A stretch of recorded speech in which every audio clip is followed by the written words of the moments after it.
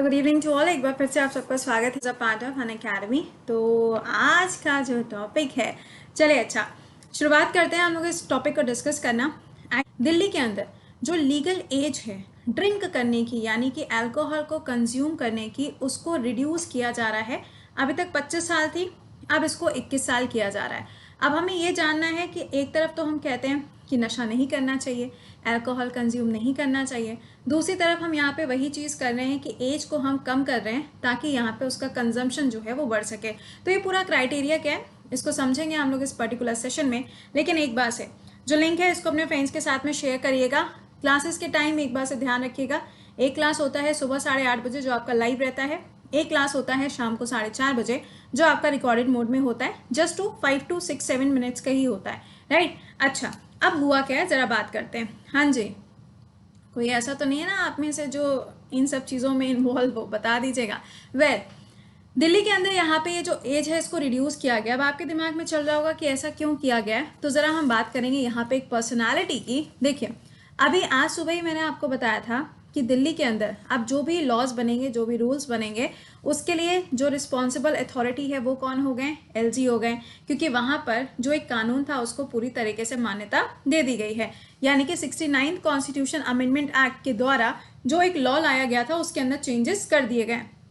मैंने आपको ये चीज़ बताई थी। लेकिन वहीं दूसरी तरफ जो डिप्टी सीएम है, कौन है, deputy CM Manish Sisodia ji. I hope कि आपको ये नाम याद होगा। ये वही वाले अंकल हैं जिन्होंने बोला था कि आने वाले कुछ समय में दिल्ली के अंदर जो लोग रहते हैं उनकी पर कैपिटा इनकम जो है that will be equal to the person who is living in the Singapore. यानी कि वो व्यक्ति जो सिंगापुर में रह रहा है उसकी जो इनकम है बिल्कुल उतनी ही इनकम दिल्ली में रहने वाले व्यक्तियों की हो जाएगी आने वाले समय में। खैर, इन्होंने ये अनाउंसमेंट किया है कि हमारे यहाँ पे जो ड्रिंकिंग के लिए लीगल एज है दैट इज 25 ईयर्स। लेकिन अब बोल रहे हैं कि हम इसको डिक्रीज करके कितना करने जा रहे हैं, 21। अब आपके दिमाग में आएगा कि ऐसा क्यों किया जा रहा है ना। चलो अच्छा, ज़रा बात करते हैं ऐसा क्यों किया जा रहा है। देखिए, इंडिया में बहुत सारे ऐसे स्टेट्स हैं जहाँ पे जो ड्रिंकिंग एज है कहीं पे 21 साल भी है, कहीं पे आप देखेंगे तो 18 साल पे है, कहीं आप देखोगे तो 25 है, कहीं पे मतलब अलग अलग जगह पे अलग अलग आपको ये क्राइटेरिया देखने को मिलता है। तो क्या मैम ये कंज्यूम करना अच्छा हो गया है, या हम इसको जब कंज्यूम करेंगे तो हमारी बॉडी के अंदर कैल्शियम और प्रोटीन और आयरन आएगा क्या? नहीं, ऐसा कुछ भी नहीं है। समझिएगा कि ये काम किया क्यों जा रहा है। देखो, इसको 2 रीज़न दिए गए। पहला रीज़न दिया गया है कि यहाँ पे इलीगल तरीके से क्या सेल किया जाता है, अल्कोहल को बेचा जाता है। अच्छा, पहला रीज़न तो ये। दूसरा रीज़न इन्होंने ये दिया कि यहाँ पर जो रेवेन्यू जनरेट हो रहा है, यानी कि दिल्ली के अंदर जो रेवेन्यू हो रहा है वो काफ़ी कम है एज़ कम्पेयर टू बाकी जितने भी स्टेट्स हैं उनके हिसाब से। तो भैया क्या मतलब हुआ, समझिएगा इस पूरी कहानी को। देखिए, इन्होंने ये बोला पूरे दिल्ली के अंदर टोटल कितने वार्ड हैं, इतने वार्ड हैं। इनमें से अगर देखा जाए तो इतने ऐसे वार्ड हैं जहाँ पे आपको अल्कोहल की शॉप देखने तक को भी नहीं मिलती, ठीक। अच्छा, अब ऐसा तो है नहीं कि ये जो इतने वार्ड्स हैं जहाँ पे अल्कोहल की शॉप नहीं है वो लोग ड्रिंक नहीं करते, ऐसा तो नहीं है। तो यहाँ पे ये बोला जा रहा है कि जितनी ऐसी जगह हैं जहाँ पर अल्कोहल की शॉप्स नहीं है वहाँ पर भी उन शॉप्स को लगाया जाएगा। क्यों? वो इसलिए ताकि, ध्यान से सुनिएगा, अभी ये शब्द सुनते ही आपके दिमाग में एक और नाम आएगा, ताकि जो लिकर माफिया हैं, पता नहीं इनको ये वाला शब्द कुछ ज़्यादा ही अच्छा लगता है क्या, खैर, जो लिकर माफिया हैं उनके नंबर को डिक्रीज किया जाए। लिकर माफिया का मतलब क्या है, वो लोग जो ब्लैक में अल्कोहल को बेचते हैं और एक्स्ट्रा पैसा कमाते हैं, उनको यहाँ पे ख़त्म करने की जो पूरी प्लानिंग है वो करी गई है।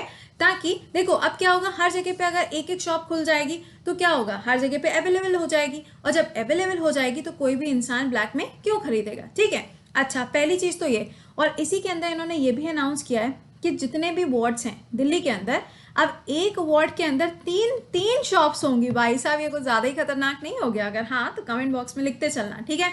तो इन्होंने बोल दिया है, पहली चीज़ तो लिकर माफिया को ख़त्म करना है। दूसरा पॉइंट बोला गया कि एक ही जगह पर आपको एक वार्ड के अंदर अब 3 दुकानें देखने को मिलेंगी। चलिए ठीक है, एक बात तो ये हो गई कि ये काम इनको करना है। दूसरा काम इन्होंने बोला, जैसे कि अभी कोविड के टाइम पे आपने देखा होगा कि जब लॉकडाउन हुआ था हमारे यहाँ पर, लॉकडाउन पूरी तरीके से ख़त्म नहीं हो पाया था, लेकिन अल्कोहल की जो शॉप्स थी वो खोल दी गई थी। आपने देखा होगा, लंबी लंबी कतारें लगी हुई थी, देखा था। बस उस टाइम पे ऐसा क्यों किया गया था, ऐसा इसलिए किया गया था ताकि जितने भी स्टेट्स हैं वहाँ पे रेवेन्यू जनरेट हो सके। कैसे रेवेन्यू जनरेट होगा, देखो, कोई भी चीज़ अगर 100 रुपए की है, अब भैया जिसको यहाँ पे आदत है वो तो जाएगा ही जाएगा ना, तो इसी 100 रुपए की चीज़ के ऊपर इन्होंने क्या कर दिया, टैक्सेस बढ़ा दिए और ये चीज़ इनको बेची गई कितने में, 200 रुपए में। प्रॉफिट किसका हो गया, स्टेट गवर्नमेंट का। रेवेन्यू किसका बना, स्टेट गवर्नमेंट का। यही तो हुआ ना, बस यही चीज़ यहाँ पर इनको करनी है। क्या करेंगे ये देखिए, इन्होंने बोला जैसे कि पहले टाइम पे किया गया था केंद्र सरकार के द्वारा, सेंट्रल गवर्नमेंट के द्वारा, बस हम उसी को यहाँ पे अडॉप्ट कर रहे हैं। क्या करेंगे, इन्होंने कहा कि अगर हर एक वार्ड के अंदर 3-3 दुकानें खुल जाएंगी तो अभी प्रेजेंट टाइम में अल्कोहल से इनको जो रेवेन्यू जनरेट होता है वो सिर्फ 12% है इनकी जीडीपी का।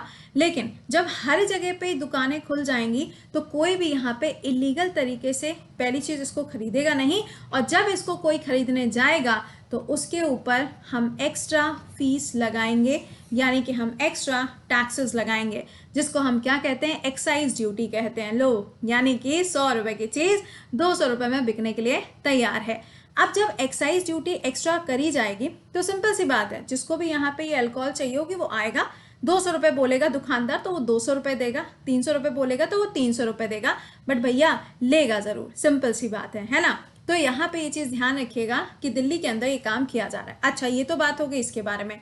अब देखिए यहाँ पे अगर आप ये देखें तो आप देख सकते हो कि दिल्ली के अंदर अभी जो कंडीशंस चल रही हैं वो उतनी ज़्यादा कुछ अच्छी चल नहीं रही हैं। हर तरफ पे अगर आप देखें, चाहे आप रेस्टोरेंट की बात करें, चाहे आप किसी भी जगह की बात करें, चाहे आप सिंपली किसी भी बार की बात करो, तो वहाँ पे यूजुअली जो बच्चे होते हैं उनको अलाउड नहीं होता है ना। और जो ऐसे लोग हैं जिनकी एज 25 ईयर से कम है उनको भी वहाँ पे बहुत ही रेयर केस में कुछ कंडीशंस के साथ में अलाउ होता है, जहाँ पे अल्कोहल ही मिलती है, उसकी बात कर रहे हैं। लेकिन अब क्या होगा, अब यहाँ पे सबको खुली छूट है, वो बिल्कुल जा सकते हैं। अच्छा, तो पॉइंट ये आता है कि मैम कुछ ऐसे भी तो स्टेट होंगे ना जहाँ पे अलग अलग एज क्राइटेरिया होगा। जी हाँ, बिल्कुल। सबसे पहले अगर हम यूपी की बात करें तो यूपी के अंदर 21 एज है जहाँ पर आप जाके अल्कोहल को कंज्यूम कर सकते हैं। दिल्ली में अब 25 से घटा के कितनी कर दी गई, 21 कर दी गई। हरियाणा में 25 है, पंजाब में भी 25 है और चंडीगढ़ के अंदर भी 25 है। यार ये तो 25 की बात हो गई। नाउ कहानी तो अब शुरू होती है, ध्यान से सुनिएगा।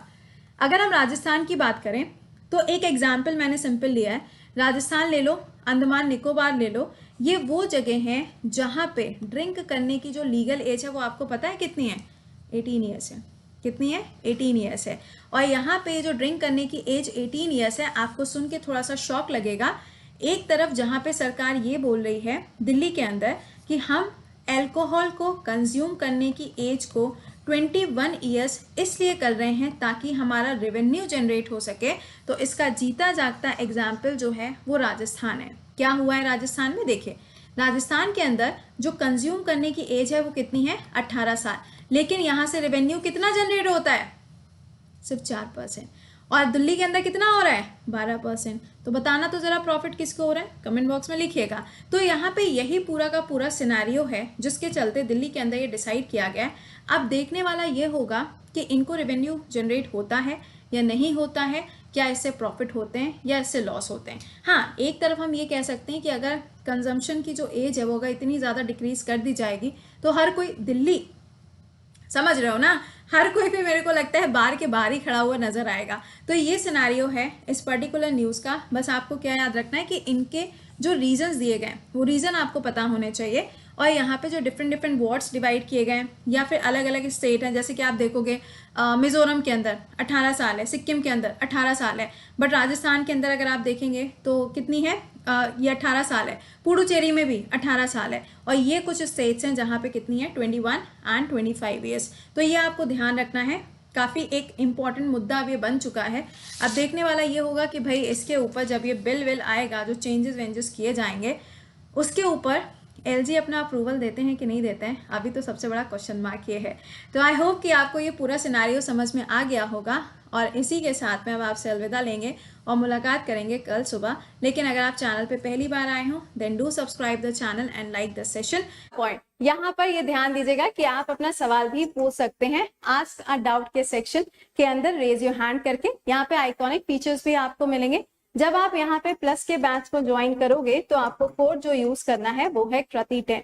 तो आपके पास में अभी भी टाइम है, आप किसी भी एग्जाम की तैयारी कर रहे हो आप इसको ज्वाइन कर सकते हो। Iconic subscription is also available. यहाँ पे ये सारे फीचर्स भी आपको मिलते हैं। Report and win is also available. Okay, चलिए तो मिलते हैं। टिल देन खुश रहिए, मुस्कुराते रहिए, keep learning, keep revising. Till then bye bye and take care.